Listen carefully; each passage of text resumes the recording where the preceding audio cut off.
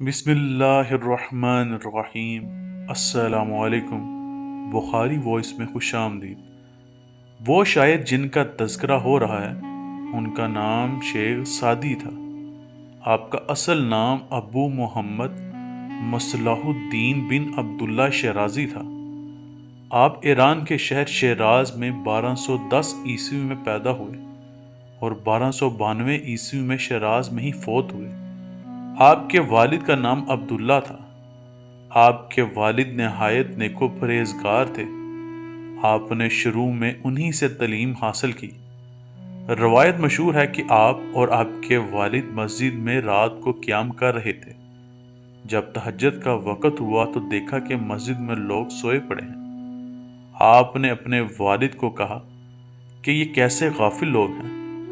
آپ کے والد نے کہا، بیٹا کاش تو بھی سویا رہتا پر ایسی غیبت نہ کرتا۔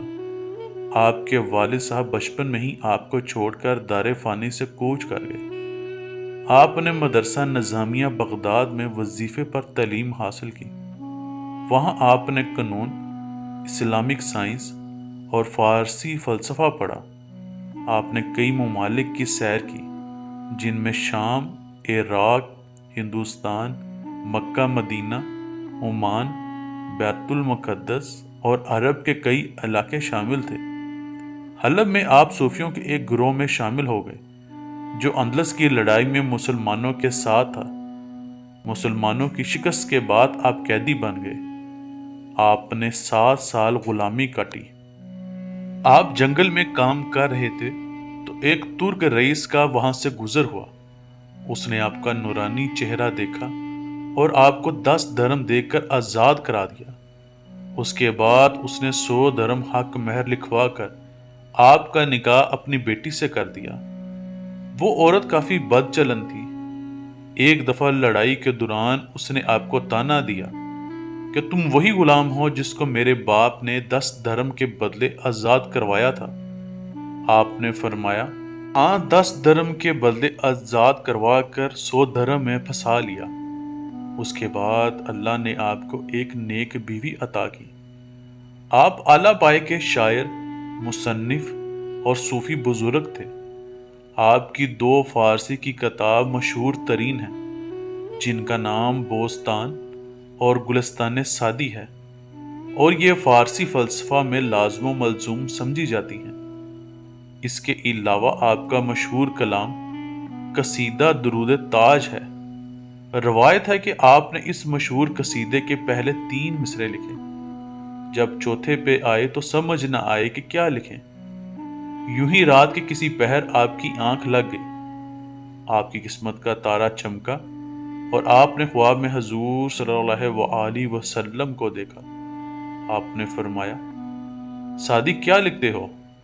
آپ نے عرض کی، یا رسول اللہ آپ کا قصیدہ لکھتا ہوں پر چوتھے مصرعے کی سمجھ نہیں آتی کہ کیا لکھوں۔ آپ نے فرمایا، سعدی مجھے وہ 3 مصرعے سناؤ۔ وہ 3 مصرعے یہ ہیں، بالغ اللُّلا بکمالہ کشف الدجی بجمالہ حسنت جمیع خصالہ۔ جب اتنا کہا تو آپ رک گئے۔ آپ نے فرمایا، سعدی یہ کیوں نہیں کہتے صلو علیہ وآلہ۔ یہ چوتھا مصرع حضور صلی اللہ وآلہ وسلم کی عطا تھی۔ شیخ سعدی کا یہ قصیدہ آج بھی بہت اہمیت کا حامل ہے۔